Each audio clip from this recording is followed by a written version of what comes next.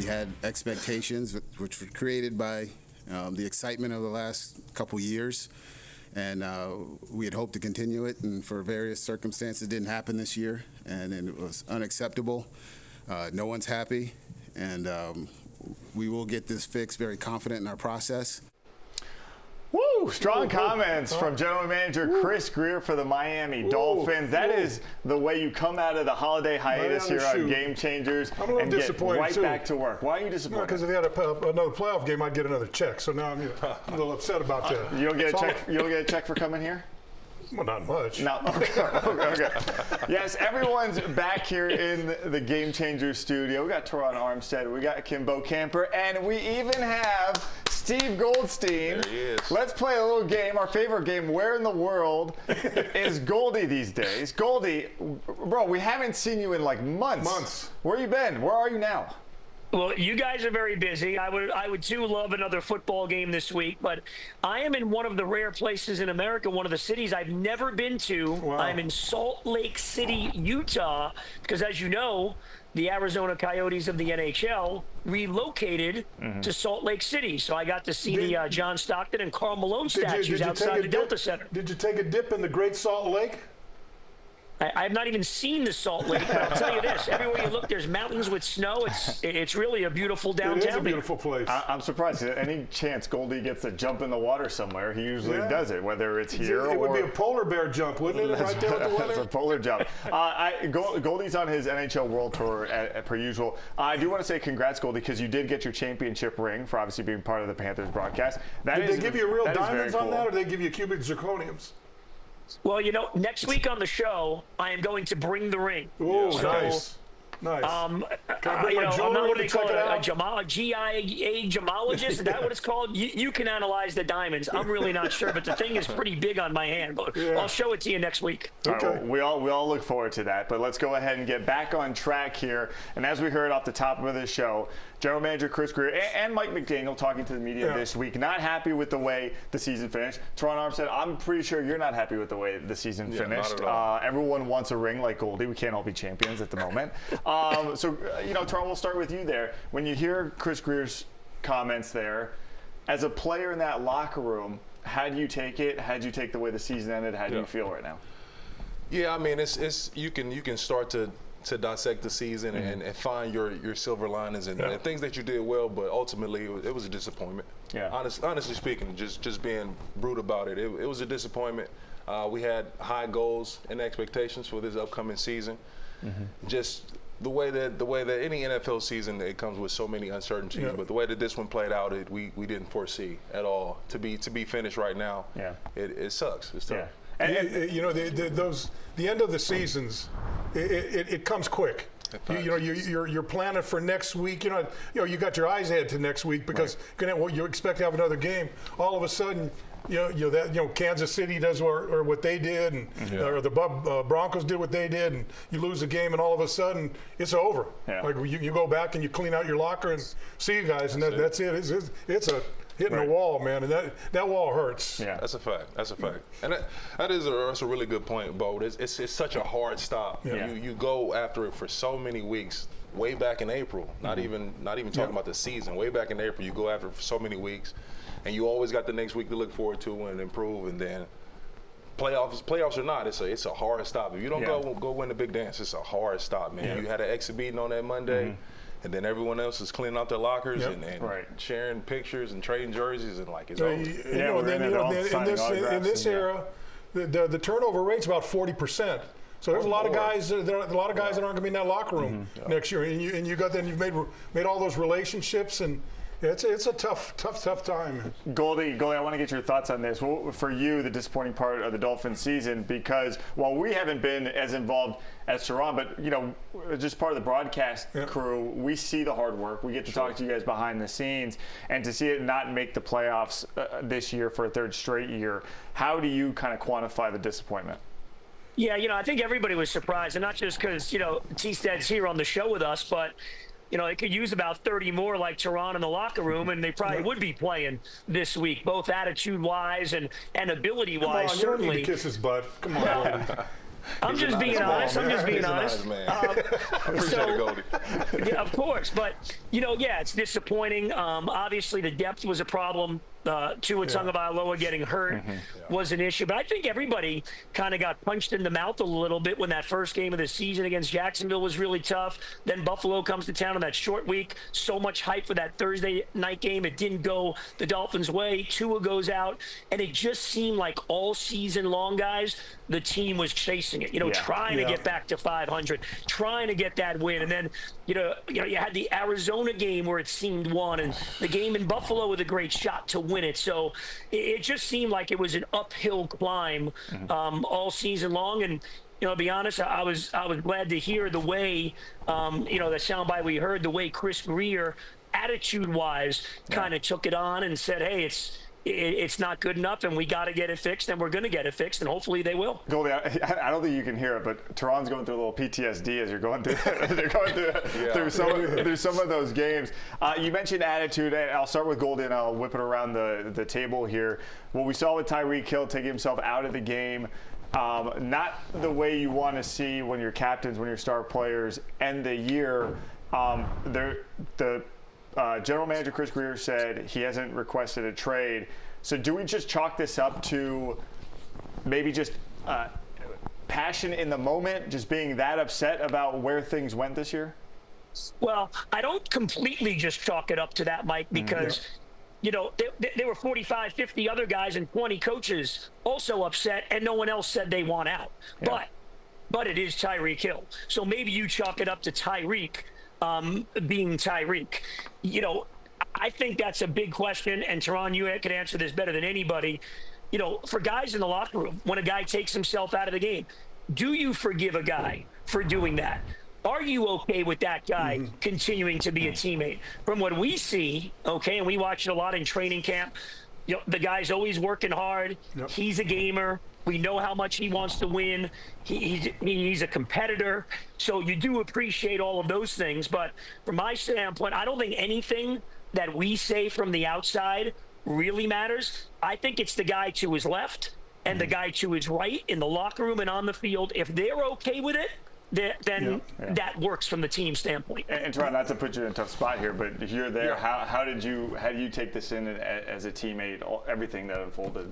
I mean, it is a tough spot. Honestly, it is. It's unfamiliar for me. Right. I've never been a part of this type of situation, and I don't want to be too hard on Tyreek, but I have to be honest as well. Yeah. Like, in order to come back from that situation, which is extremely unfortunate, especially after you see the work that he puts in, he has to put in overtime to repair some relationships, some trust.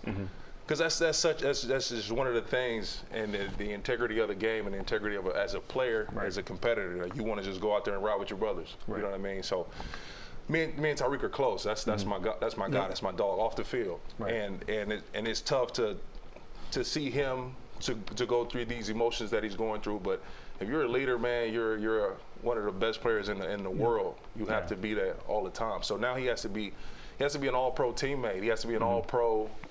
Just someone to see if that relationship is mendable with the organization and some of the players, some of the peers, because it's tough, man. It shouldn't happen. And I can tell it's tough for you to even talk about it. Mike McDaniel, it seemed like it was tough for him to talk about it yesterday too, but you can tell, I think, that they want to repair it, or maybe even there's nothing to repair, just the one, as you said, put in the OT. Now you got to prove it to me. We saw the hard work you put in. Now I got to see you go that extra mile to believe you're part of this. Look, when he came in the locker room after the game and said, "I'm out," I can see that. He's a volatile guy. He's an emotional guy. Right. And I agree with you. Every time I've seen him on the field, he's working hard. So I have no problem with the effort that he puts out there. But you've been in those situations. I've been in those situations where maybe you want to say something, and the right thing to do is, hey, give yourself 24 hours. Right. Don't throw something out like 5 minutes after you walk in the locker room because you're steaming and you're not thinking right, and you're so upset that anything's going to come out of your mouth. The one thing that I don't like is too egregious for me. quitting on your football team in the middle of a game. And he not only quit on the fans, he not only quit on the coaches, but he quit on his teammates. And look, they weren't going to win the football game at that point. You know, and Buffalo or the Broncos were by 28 points. So but you still got guys out there that are playing. You're playing with your guys. And no matter what it is, you know, to me that's the one thing I would look at and say, you know, you got to mend that, and you got to find some way to mend that so that next year or when we get back together and we're in a tough situation and we're down and out and we're bloody, count on we're tired, we got to be able to count on you, not have you run off the field and say, I'm out. And I'll give Mike McDaniel kudos for saying this isn't acceptable going forward. The tardiness and stuff at practice isn't acceptable going forward. That to me is a big issue. You know, tardiness and allowing it to fester in that locker room. And I wasn't in there, but evidently it was been going on for a while. Look, I played for 10 years in this league, and I played for a coach that was demanding. And I can guarantee you 99.9 of the players I played with were never late for a meeting, never late for a game, never late for a practice. But that's on you. It's got to be on those players as much as the coach. But the coach has to have, there's got to be something that says, hey, you know, maybe it's a sacrificial lamb. Maybe a guy walks in, he says, you're late, go ahead, clean out your locker, we'll see you, and send that message. You know, it's got to be, there got to be a way to fix that. Terron, let me pose this question to you then. We talk about in life, not just sports, inflection points. Could this be an inflection point for not just for the roster, but for the organization, saying, we see what's wrong, now we can address it, bring it to the light, turn the lights on all of it, and then grow and go from here? This year, with all of the challenges and the hard lessons that we were presented this year, it would be just a complete disaster if it's not a learning experience. Honestly, like Tyreek and the tardiness and missing all those things, like we see what what we won with that, and that's not much. And so the first day of OTAs, so the first day of off-season program, the standard has to be set. The non-negotiables have to be set. You have to be here on time. The level of professionalism has to be set. And the guys that don't buy into that or live up to that standard every day, they can't be here. Plain and simple. Like it don't really matter the talent, the accolades. They can't be in the building. Terron, you've been in this league for a long time. You know this league. You know that the best team and the worst team, the difference in the talent in those teams is minimal, very minimal. For sure. So it's the little details. It's the little details that put you in a Super Bowl, and it's the little details that you don't do that put you on the sidelines. And so it's not hard to get in there. It's not hard to get to that level, but it's got to be something that's demanded from a team. All right, let me speak as the person who was late to the set today. We've got much more to cover.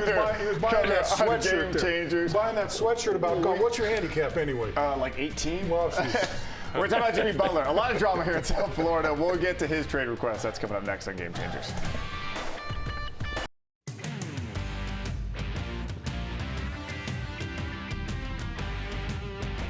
Welcome back to Game Changers. Yes, everyone is back. It's good to see everyone's faces here, including Steve Goldstein, who is in Utah, probably hitting the slopes, not working per usual. You know, what a slacker.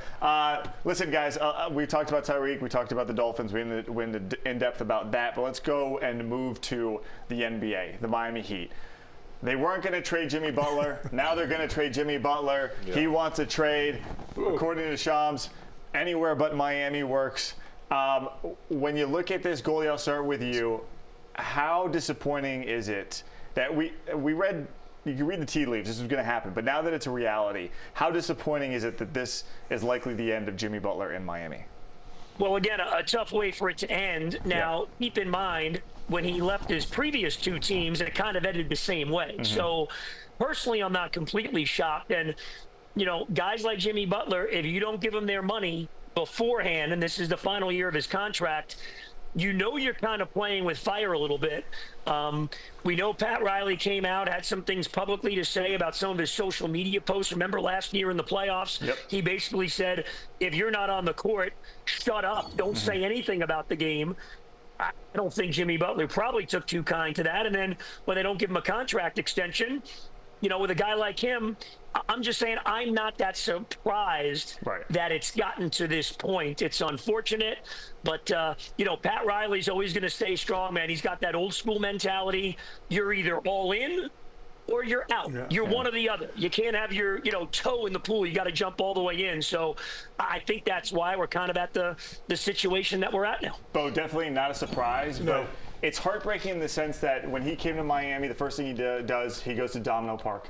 He ingratiates himself in the community right away. He gets him to the finals twice. This is, to me, like the depressing part. It's like he was like the quintessential Miami Heat guy. And I thought coming into this year, and then the thing about Pat Riley last year, and you need to play more than 40 games. We need to have you on the court. We're paying you to be on the court. You can't just come out and play in the playoff. So I thought that maybe struck a tone with him. And it seemed early on that he was kind of, okay, I'm in on that. I'll do that. And then all of a sudden you're 30 games in, he's played 13 games.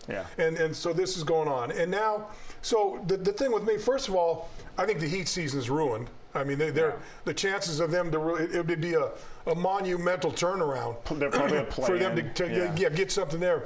But trying to get to the finals or anywhere close, I don't think that's going to happen. But I'm wondering what it means to the other teams now that are looking at Jimmy Butler.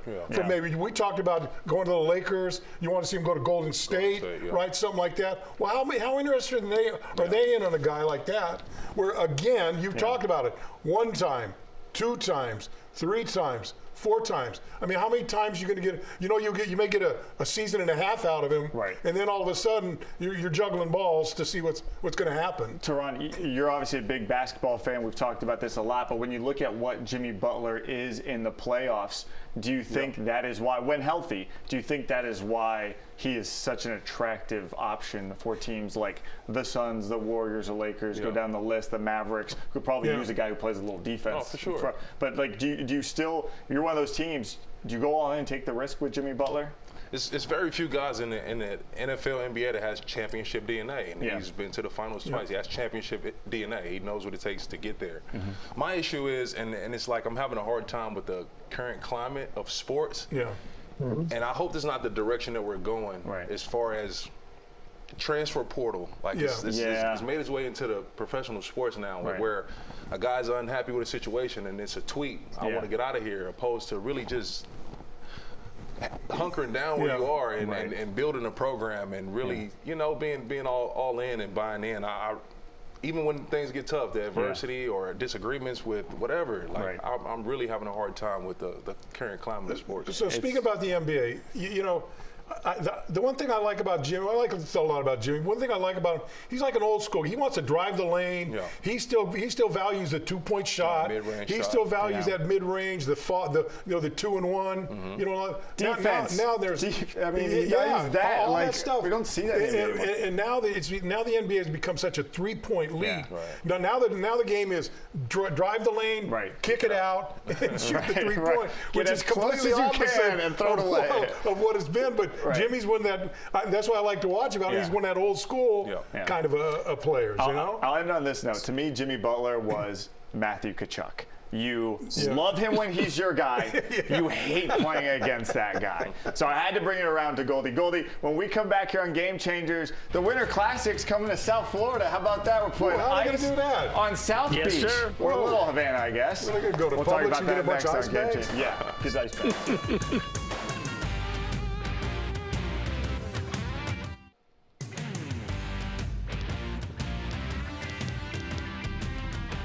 Welcome back to Game Changer. Something exciting coming to South Florida. This is honestly an event that's been on my bucket list since it started in the NHL. The Winter Classic is coming to South Florida. That means outdoor hockey. How does this work in South Florida? Well, reportedly it's coming to Lone Depot Park. Of course, that is where the Marlins play. So, Goldie, this is kind of crazy. How excited are you to see this? And how are they going to actually achieve this in South Florida where it's like at least 85 degrees all year round? Well, we'll see that day whether or not it's really hot or not, but they could build the ice. Remember a few years ago, they played the Stadium Series at Dodger Stadium. The LA Kings played the Anaheim Ducks. Now, they don't have the humidity that we have, and it's in the 60s kind of in the winter at night, but the roof closes They can certainly build the ice. The question will be the day or the night of the game, will they be able to open the roof? Will it be cool enough? If they can't, you'll have a dome on it. So, yes, it's outdoor, it's / indoor. It's just very cool that it'll be played in that baseball stadium. Amazing to see where the Panthers franchise and hockey really in Florida has come from. It's going to be against the Rangers, so you know the place will be packed. It'll be wild in there. And then a month later, next February, the Tampa Bay Lightning are going to play in Raymond James Stadium where the Buccaneers play. That one will be outside. Wow. So this is awesome for hockey in Florida. Well, you know the nice thing about it, you'll be able to drive into the arena and get an arepa and a bag of limes when you come in. A bag of limes. Like, you go get some mangoes, $10, no blocky right. outside, and Right. you could go and you. Okay, so Bo, are you finally gonna get me hockey tickets now? Can we go to a game together? Yes, you I and will. you and I Goldie will. are making I dinner will. plans without me and I'm gonna Terron over here. I'm gonna get. Maybe we bring Terron along with us. I would love it. You know, it'd be a family deal. You know. Maybe. Well, I don't know if he wants to. Maybe. No, I'm Look, he going. don't want to associate with you and I. I'm going. You know. I do. This guy. I'm gonna get tickets. This guy's first hockey game was Yeah. a Stanley Cup game, correct? Yeah. You don't think he fell in love with the sport then? Well, yeah, I'll get him right in the top of the arena. We'll sit there with our backs against the wall, up in the top. Terron, No, I guarantee you, Goldie's going to get us some free tickets, and we're going to go. Can right, the four of us go? Right, Goldie? Can we sit there, the four of us together? You know, here's the issue, okay? I didn't get it done, but I set you guys up to. I'm like a coach. I'm like Terron's offensive line coach, right? All you asked for, put me in a position to succeed. I set you guys up with the ticket rep. You could have bought the season tickets last year. Yeah. You would have had the season tickets for the Stanley Cup Talk to him, final, Goldie. and you get Winter Talk to him, Classic Goldie. tickets, and you guys never bought the tickets. It's I'll on you. admit I need better friends. That's why I invited Terron over here. I need better friends. This is always fun. All right, when we come back, we're going to make fun of Bo Camper a lot. Oh, come That's on, coming up man. next on Game Come on. Changers.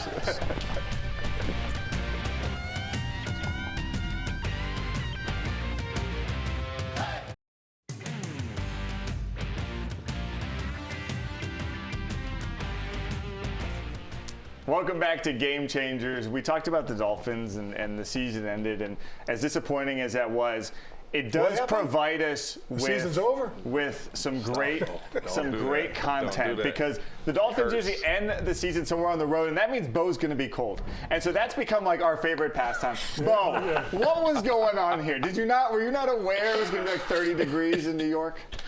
I don't mind how cold it is. It doesn't bother me. You literally said, I hate this jacket, I hate this cold, and I hate you, Cunyo. That was like a direct quote. No, look, I'm a California guy and a South Florida guy. I hate the cold weather. And I hate to wear jackets, and I hate to wear stocking hats. Look at and I hate the to double wear gloves. shirt. Bo forgot to bring a jacket wherever the heck that was. And then he just moved inside altogether. That's my stepson's ski jacket. I Ski wear that. jacket. Yeah. Mind you, Terron here is playing sleeveless out there, like a man in the snow, in the cold. Well, give me a game check of his. I'll go out there in my I'll do whatever you want. sleeves. I'll do whatever you want. How cold was it in New York, by the way, this New York past week? wasn't bad. It wasn't that bad. It wasn't bad. It wasn't that After bad. the Kansas City playoff game last year, I had to go in the booth and help those guys out. Yeah, no, I That's understand. all. I knew the Kansas City game was going to be bad when you walked out into the field and they hadn't even rolled like the heating tarp off of it like an hour before the game. They're like, no, it's got to. Otherwise, it's going to turn into the Winter Classic, and they're going to be playing on I'll it. admit, I hate. Goldie, hate are cold you days. okay? Are you okay with the softness from your broadcast partner here? No, I'm not okay. And as you know, I do the radio pregame show. So we're doing the pregame, and all of a sudden, when we do the segment with Jimmy Cephalo and Joe Rose, Kim Bocamper's in the booth the last couple of games. It happens to coincide with the weather getting close. If you're the sideline reporter, Bo, That is hilarious. that means be on the sideline for the entire season. You say Tyreek Hill took that's what I'm himself out of supposed the game. You took yourself out of the game. Wow. Hey, Pot I Colic, yeah. can see the sidelines. Get 'em, Goldie. I can see the sidelines very well from where I am. Get 'em, More Goldie. importantly, they got hot dogs up there. They got hot dogs, free hot dogs up in the press box. So, and don't tell me you don't eat those free hot dogs, Goldie. No. If it's free, I take 3. There So you I'm go. guilty as you, Yeah, Bo. there No you go. doubt about that. You know. Hey, Goldie. It was a pleasure having you back on the show. Thanks for not slacking off so much. All right, the last few weeks were a little ridiculous. Okay. Well, what's the big food in Salt Lake City? There's a lot of things that they frown upon. You know that, right? Yeah, you can't do caffeine's an out, right? Careful. Caffeine's out. Careful. Now, those I cigarettes found you this smoke out. are out too, right? Yeah, that's out. You can order. Here's the. Right. You could order 2 drinks, okay? Yeah. But if it's like 2 beers, you can hold 2 beers in your hand, but you can't hold like 1 wine and 1 beer. So if you go out, you can't mix. There's a lot of rules here. Let me tell you, I'm not used to that. No surprise. All right, this has been a fun game changer to tell me we have to officially shut up. Goldie, have fun out there in Utah. Terron, thanks for coming in. Bo, I'm glad you're in short sleeves again. You look happy. Thanks for tuning in to Game Changers. We'll see you next week.